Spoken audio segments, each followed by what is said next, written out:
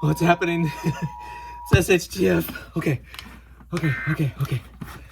I have to bug out. Oh, shoot. Get my bug out bag. Gonna walk to the freaking woods right now. Okay. Oh, shoot. I don't have any time. I have to walk now right into the woods. Okay. Okay, that's okay. I'm all set. Yeah, those zombies aren't gonna know what hit them. Let's go get Nathan Jr. Hey folks, this is Mike Tango Whiskey. I hope you enjoyed that intro. I worked really hard on that intro. It was like 2 takes, but whatever.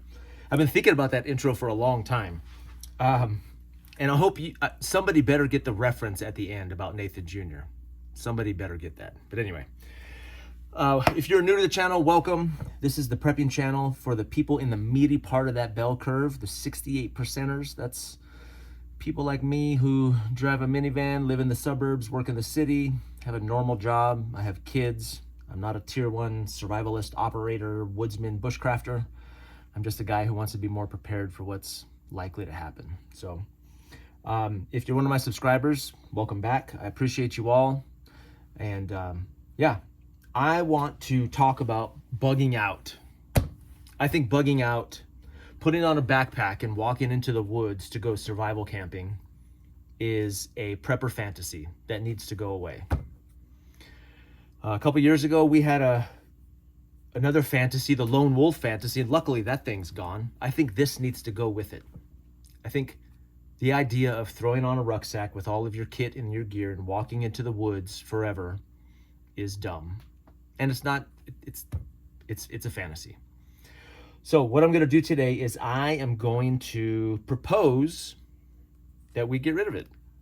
Maybe call it something else. And I'm also going to provide what I think is a reasonable structure for deciding if you need to bug out, and if you do, where, like what would need to happen after the fact. There's a lot of videos out there about the bug out and the emergency broadcast. You're like, oh shoot, put your stuff on and you're like walking down the highway. Yeah, you're gonna get shot by cops the minute you do that. It's just, yeah, it's silly. So yeah, that's what I'm gonna talk about today. I'm gonna talk about that particular concept. And let me be very specific. Let me be specific about what I don't mean. And I also think there are some exceptions to the things I'm going to say. So we're going to cover those 2 things first. Very specifically, what I mean is the idea of a bag that's going to sustain you in the wild for any length of time. 48, 72 hours, a week, 2 weeks, a month, an inch bag where you're never coming home. That's called being homeless and a refugee. I'm never gonna do that with my wife and kids. I'm just not in the foreseeable future, with the exception of AI, if that ends up happening and a decade from now we're all in the woods, but it won't matter because of thermal drones. So either way, it's silly, okay? So, and I'm gonna make my argument based on where I think some of this idea comes from. I grew up in the 80s and 90s. This is where Lone Wolf came from as well. I grew up on Arnold Schwarzenegger, Sylvester Stallone, the Rambo movies. I wore camouflage bandanas. Like, I was into Rambo. I'd sit like quietly in the corner of the playground wearing all camouflage, like BDUs. It was ridiculous. Chuck Norris, you know, all of these like action stars and like this Lone Wolf, you know, Commando. You remember Schwarzenegger and Commando, the suiting up? I think that's where most of this stuff comes from. And I think a lot of what informs how we should bug out, what we should take, what our bag should look like, comes from the military. I think it comes from the military. And that's where I'm going to start this argument. I'm going to start there. I was a military instructor, not a survival instructor. I was a professional. I did leadership and communication for a lot of years. I still teach that in my current job. But I worked around a lot of survival instructors, and I went through a lot of their courses. I went through survival training. I went through Cool School. I went through a couple other of their courses. It was very great, effective training. I learned a lot. It was awesome. So I understand where the idea, like on my bike ride home videos, and people are like, where is your fixed blade? You like this? You like this? You like that? This is a cold steel warhead. I don't even think they make this anymore. I don't remember why I bought this, but at the time I thought I needed it because it's flat steel, it's cold steel, and it's got paracord on it, cordage, right? Because you have to have cordage at all times. And then you can lash this thing to a spear and go boar hunting and elk chopping, right? Right as soon as you get into the woods. Now, I did this as a joke, but to a lot of people, it's not a joke. It's not a joke. This is the kind of thing you will see in bug out bag videos right now. You can find them all over right now online. This is a reasonable thing that ends up in people's bags so they can walk into the woods and go survival camping. I get it. I get it. This is Rambo's knife from Rambo 2, same colorway, except with I needed the little barbed wire things on there, you know? I had that knife for no apparent reason, okay? But I think the movies and the military inform us as to what we think we need when we have to bug out. Now, if you watch my bug out fire video, this was never even an option. Like, packing up and telling my wife and kids, hey, let's walk into the woods and go camping for a month. My wife would go, what are you talking about? We're not doing that. In fact, we're not following you into the woods, right? So let's get started. Okay, so I want to start with SERE. I want to start with the SERE program, specifically in the Air Force, okay? This was the cadre of survival instructors. At a base near me is the survival school. So survival, evasion, resistance, and escape. Okay, this is important. Now, this was a very high-speed group of individuals, very talented, very capable, very cool. Like, these were like the cool guys. They drove Jeep Scramblers and had dogs named Bo, you know, and they did CrossFit. Like, it was a cool group of guys. I always respected the SERE crew. It's where I got into stainless steel water bottles. I saw one guy, one of my students had one. I was like, what is that? He goes, it's a clean canteen. Now I have 50 of them. So now I want to talk about this because a lot of the mythology that we carry with us into the preparedness space comes from this world, whether it's Air Force or Army. I think the other services have their own survival instructors. But I want to talk about this acronym, okay? This program was designed around the idea that some personnel were in higher danger of being lost behind enemy lines, okay? A pilot, for instance, getting shot down behind enemy lines. What did that person need to know to not die, to survive, to evade capture, to not get caught? So think about fire, shelter, water, food, all the things, right? The 5 C's, the 10 C's. Evasion, this is, and some channels get into this stuff, right? Where camouflage, concealment, Grand Thumb even talks about it, right? How do you evade an army and thermal and all? Evasion, don't get caught. This R, resistance, is assuming you did get caught. So you didn't do this good enough, you got caught. How do you resist to the utmost is what they used to say. I don't know if it still says that, but that's what it used to say. And then over here, the last E, and where I'm launching my argument from that last E, it is escape. It's escape. The purpose of surviving and evading, hopefully until you're rescued, but let's say you don't get rescued and you get caught, you resist, and you find a way to escape. Now, where are you escaping to? You are escaping back home. You're going home. The purpose of the SERE program is not to go into the woods and stay in the woods. It's to do these things to get back home, to come back. Those of you that know, you know. Return with honor. SERE. That's what they used to say at the awards banquets. They had little tin cups. Like, return with honor. SERE. I forget the order of it, but the purpose of the survival camping in the woods thing was to get back home, not to stay there, not to live there, not to, I don't know. It's just, it's backwards from what survival training teaches. It's to do all these things to come back home, okay? So that's my first point, is that I think the idea of the bug out, this particular style of bug out, to go into the woods and do the thing, is backwards. And it goes against military training, okay? That's my premise. Now, let me talk about some exceptions. When is it a good idea to grab stuff and go into the wilderness or into the woods? If you're one of the few preppers, these people exist. Is it James Wesley Rawls, the author of those Patriot books? Like, if you've got a compound and a crew and all the plans are laid out, and you've got a second house in the woods somewhere and it's stocked up and you've got people to support, yeah, that's a great plan. Not many, I don't know any preppers that have that. That'd be cool. I'm not saying it's bad. That's prepper goals. I want to get there. I would love to have, but for me, with 10 people in my family and my kids' friends now, maybe 15 people, military age males, some of them, right? I would need a second house. I would need a whole nother house, 2,500 square feet, a little bit of land around it, access to water, maybe a well, off-grid, on-grid power, who knows, next to state land, no neighbors, like all the criteria to buy that retreat property. I don't have that. As a member of the 68% club, I don't have one of those. Maybe someday, but I don't right now, okay? So if you're one of those people, yes, go. I'm not saying it's a bad idea for you because you've got a place to go. A second a less complicated, a cheaper option may be, let's say you have land with an RV hookup and you've got a trailer or you've got an RV. Now that is sustainable shelter and that RV is stocked, right? And you can tow that thing into the woods and you can live you can perpetuate normalcy in the wilderness for some amount of time. That's an option for you. That's an option for you. And that's a great option. It's much cheaper than $800,000 for a retreat property. You could do the truck and the trailer and maybe the land, $250,000, somewhere in there. You can make payments on it. Some guy, you can do that. There's lots of people with trailers. If that's you, great.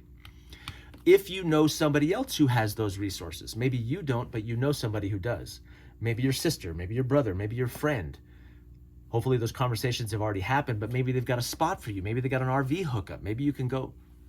Then it's an option for you. But for all those people out there that think that you're going to fit your life into this rucksack and walk into the woods and go survival camping, this is not an option for you. It's just not. Okay? So, we've talked about specifically what I mean, the rucksack walking into the woods. We've talked about some exceptions, right? When it may be a good idea if you've already got a setup, you've already got a location. But for the rest of us, it's not a great option. In fact, I think it leaves people less prepared to think about this as an option. I think it leaves us less prepared for likely scenarios, okay? Okay. I want to set out some reasons. Now, this is not gospel. I'm not a bug out professional, okay? I'm in the prepping space and I've done, some things, but I'm by no means the bug out professional. But I started thinking about what are the reasons why you might leave. And I think most of YouTube now says bugging in is better if you can do it. But there are some reasons that would force you from your place. And bugging in makes sense because your supplies are there, your family's there, you know the place, you're settled, it's got all your tools and equipment. Yes, bugging in is better. But there might be some reasons why you have to leave. Okay, so I came up with 3 reasons that I think would drive somebody out of their home. And these aren't all of them. There may be some that I'm not thinking of. And if you come up with some, then please let me know.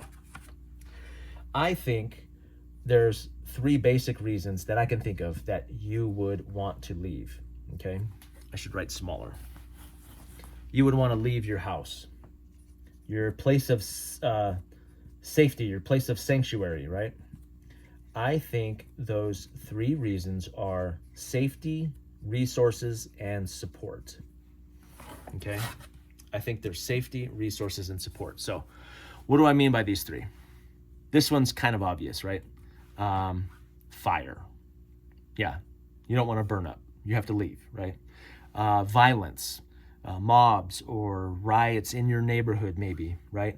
Some sort of active shooter situation, right? There's some sort of safety, maybe a chemical spill.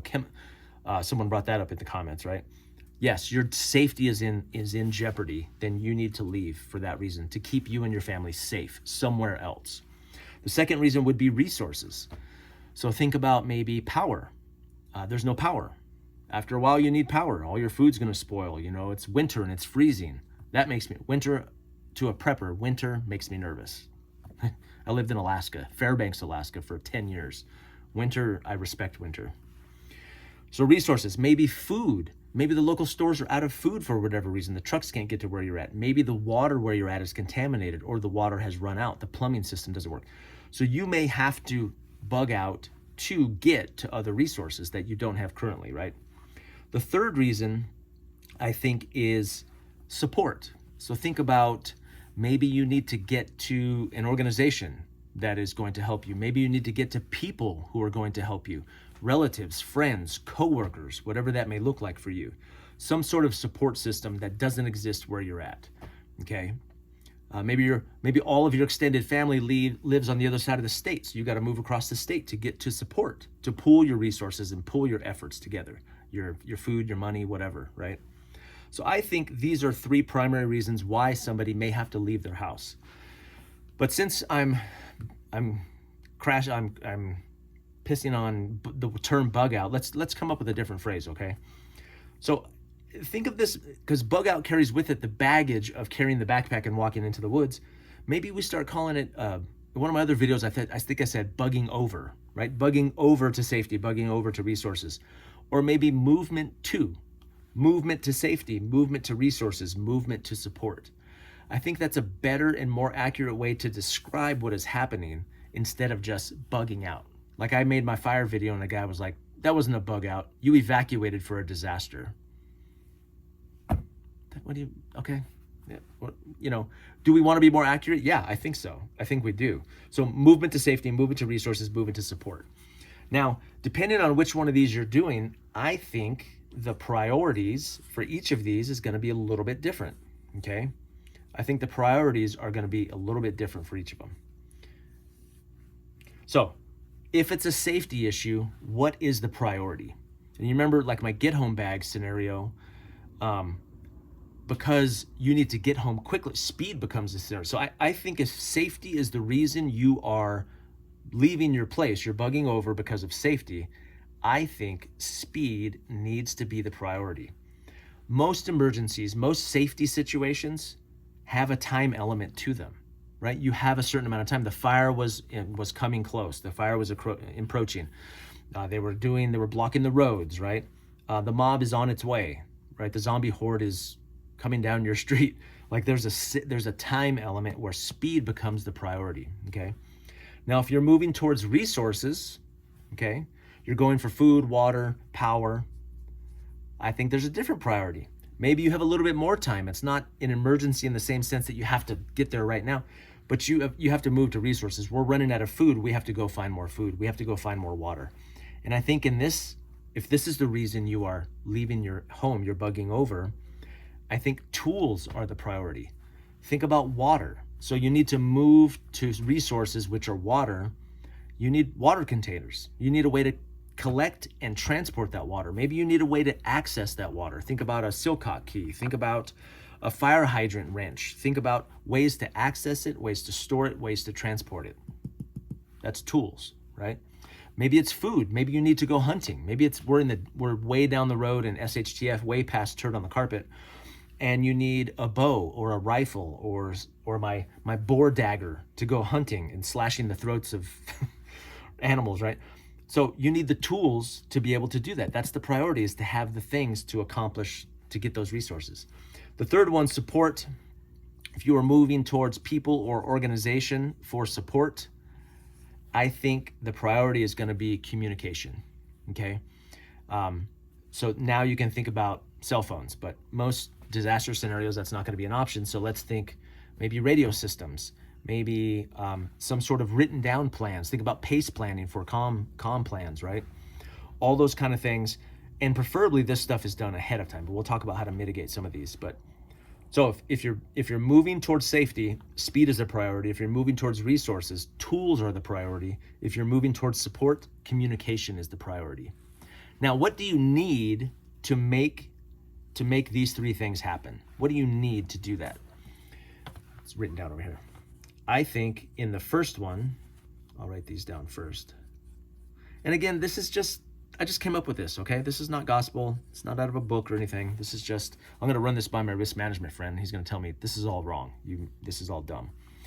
But speed is the priority. So you're moving towards safety. You have to bug over for safety reasons. You have to do it quickly. In this case, I think what is very valuable, and I took this from the fire bug out that I did, I think information is key. Where is the danger? Where do you have to go? Where's the safety? What direction do you have to go in, right? How far do you have to go? All of that information. There was a guy that put in my comments, he has a plan where he knows all of the hotels that accept animals ahead of time instead of the day of. That's smart, right? That's information. That's the information you should have to facilitate that speedy retreat or speedy bug over, okay? If you're moving towards resources, so you're bugging over for resources, you have the tools and equipment to get those resources. Really what you need are the skills to be able to use those tools. Think about having a bow. So you're moving towards, you have to go hunt, you have to go collect food, find food somewhere. You have the tools to do it, but you've never hunted before. You're not going to be very effective, okay? You have to have the skills to use those tools to get those resources, okay? Support. Remember, communication is a priority if you're moving towards support. And the key over here, what you need are people. Shocker. You need friends. You need family. You need people that you've already had conversations with, coworkers, right? There's a whole lot of video content coming on this. I've confessed it before. I don't have enough friends. I'm working on that. I'm getting close to some people that I think I can trust. And I came out of COVID with the top of my list for friends is loyalty. I'll take stupid and loyal any day over smart and capable and all this, right? People, you need family, you need friends, you need colleagues, coworkers.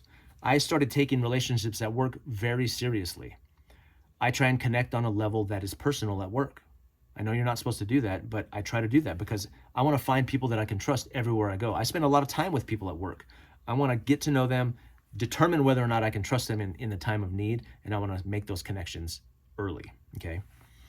So, movement towards safety, movement towards resources, movement towards support. Speed is the priority for safety, tools are the priority for resources, and communication comms are the priority for support. What do you need in those instances? Information to facilitate speed, skills to use those tools, and then you need people to communicate with, right? This is not going to work if you don't have people there. I see people doing comm sets on their helmet and they have no teams. It's like, psh, anybody up? Nobody? What? Who? Like if you don't have a team, you don't need comms, right? Okay, so this is kind of the loose framework. And I think there's more content to come on how to mitigate these. Like speed, if you're ahead of the mob, you have a little bit more time.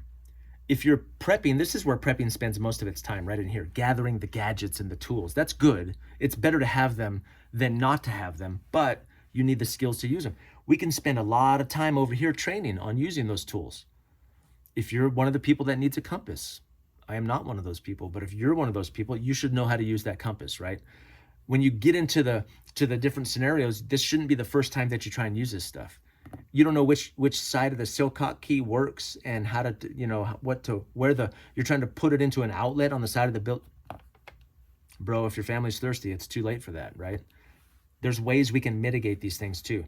Communications, not just the equipment, but the skills on how to use them before you need to. People, I teach radio classes and I see people buy these and I teach them how to tell them about it and they put it in their Bugout bag and they're like, I'm all set for SHTF. You are not all set, okay? Communications plans, talking to those people ahead of time, okay? Having those conversations. Hey, you've got some land. Is there any way I can bring people there? Can I park an RV? Can I store some gear there? Can I do? All of that stuff needs to be laid out ahead of time and you need people to do that. This is the hardest part. This is relationships. Preppers, you lone wolf, old scraggly bearded bastards, like you need friends. You need people, okay? You can only hold 2 guns at a time, maybe 3, I don't know. Like, yeah, you need people, okay? You can't stay up 24 hours a day guarding your property and pull all the shifts all the time. You can't do it. You need people. You better start making friends, establishing relationships to do the rest of this. This is really kind of the funnel where all the rest of this stuff happens. Lone wolf is dead, okay? Okay, So that's kind of the layout. This is, I wanted to make an argument against this pervasive fantasy that we're going to put a backpack on and walk into the woods to go survival camping and we're all going to make it. It's a fantasy. I truly believe that. This is just a loose framework for us to kind of think through why we might need to bug out, what we might need to do during that situation, right? Or bug over. So having looked at this kind of this loose structure here, let's go back to the bug out, to the walk into the woods bug out, okay? And let's look at that. Because I think that the logic here, or the instinct here, is cities are full of people and we need to bug out. People are dangerous, so we need to bug out to safety.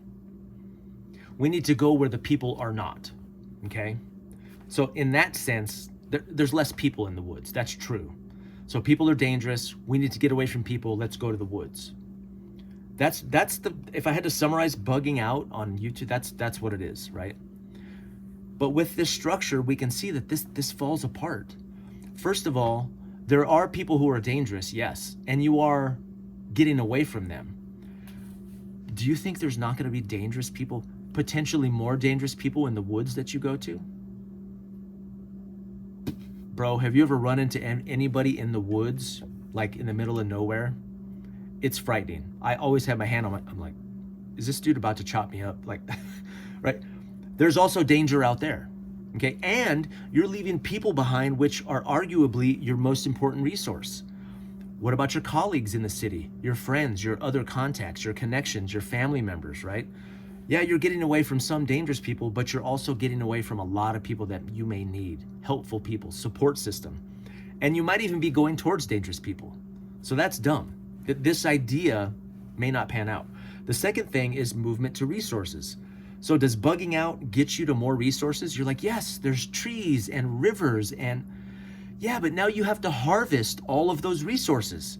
You need a survival knife to get wood, to cut it into little pieces and start it on fire and stay warm. You don't have to do that in your house or in the city or in the suburbs, right? So movement towards resources, you may be closer to natural resources, but man, you got to spend a lot of time here harvesting it. Survival situations are all about processing resources, and it's exhausting. It takes a lot of time and a lot of calories to make a chair, you know? It takes 10,000 calories to build a chair, and then you snare a rabbit, and that rabbit's whole body is 500 calories. Like, right? It's tough out there. It's not easy. Watch Alone or any of these shows. Movement to support, and this is the big one. Does bugging out get you more support? It does not. Unless you're one of those exceptions, you've got your compound or you're meeting up with your buddies up there. But even then, all those other people are now in this situation too, right? Back to safety. What about wild animals? You ever heard a bobcat scream when you're in your tent? That'll do it for you.